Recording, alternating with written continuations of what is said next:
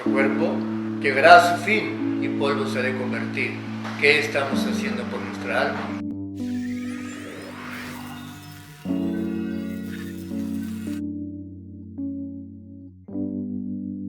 Nuestro Dios, que es misericordia, y Cristo Jesús, que murió por nosotros, nos invita a esa reflexión, a hacer algo lo más pronto posible, no sea que mañana sea demasiado tarde.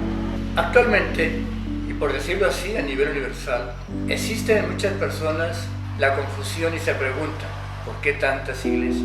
¿Por qué tanta religión? Es bueno que haya una respuesta a esa confusión que ciertamente existe. La respuesta, pues no la voy a dar yo, la misma palabra de Dios es la respuesta. Cristo Jesús dijo: sobre esta roca edificaré mi iglesia. No dijo mis iglesias, es una sola es la amada del Señor. La Sagrada Escritura hace alusión en 2 Tesalonicenses 2:15, ya se dice: retener la doctrina que habéis oído. Es importante entonces tener en cuenta esa solicitud, retener. ¿Cuál doctrina? No la moderna, no la que actualmente le agregan y le quitan, porque ya está advertido tanto en Proverbios 30 como en Apocalipsis 22 y en muchas partes como en Gálatas 1, de que no hay que agregar ni quitarle, porque sería como una doctrina mutilada aquello que le quitan. Es como decir que Cristo habló mucho y los que le agregan dan a entender que a Cristo le faltó hablar, completar el Evangelio, que es la advertencia del Señor, pero no hacen caso. El Espíritu de Dios ya lo decía por el apóstol Pablo, diciéndole a Timoteo, en 2 Timoteo 4:3, que vendrán tiempos que donde habrá comezón de oír, es decir, la palabra de Dios. Y en razón de ellos se amontonarán, dice, maestros con sus fábulas,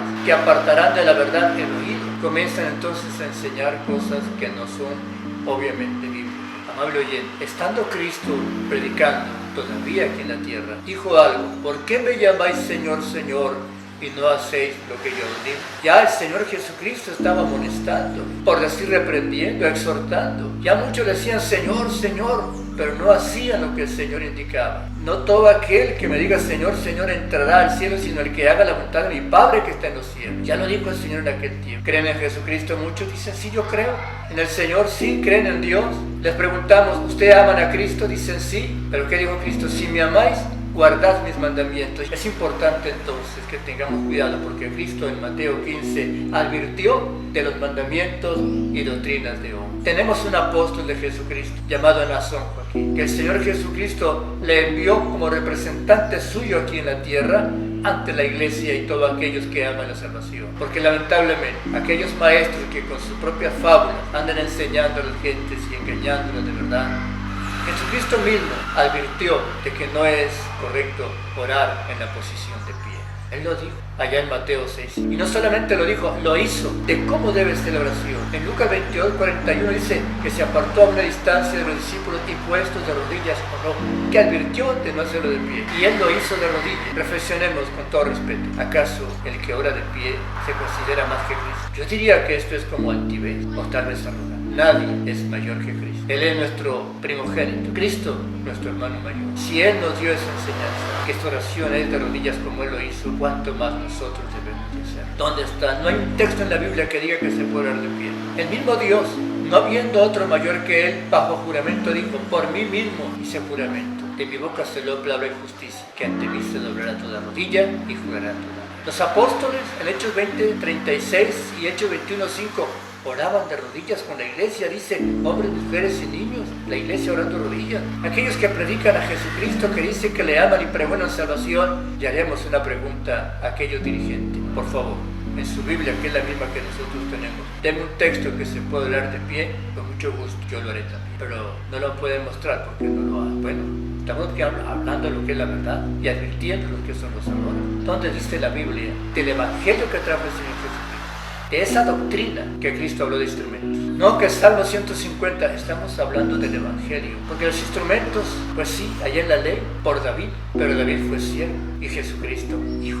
¿A quién le hacemos caso? Al siervo, que fue David, un rey, y que aceptó Dios que tocara instrumentos porque era una forma de alegría para Israel, y nuestra alegría ahora no es con instrumentos. Bien dijo el Señor: estas cosas os he hablado, para que mi gozo esté en vosotros y vuestro gozo sea cumplido. Dios es alegría. ¿Qué más alegría que el perdón de pecados? Recibir la unción del Espíritu Santo, saber que estamos en la verdad. No hay entonces en el Evangelio que trajo Cristo y la enseñanza de los santos apóstoles, no hay un texto en el cual Éfeso o Corinto o Tesalónica o Filipo o en Roma se haya tocado instrumento. No lo hay, porque el gozo es espiritual y un instrumento no tiene alma, y nosotros sí la tenemos alma, y con ella alabamos.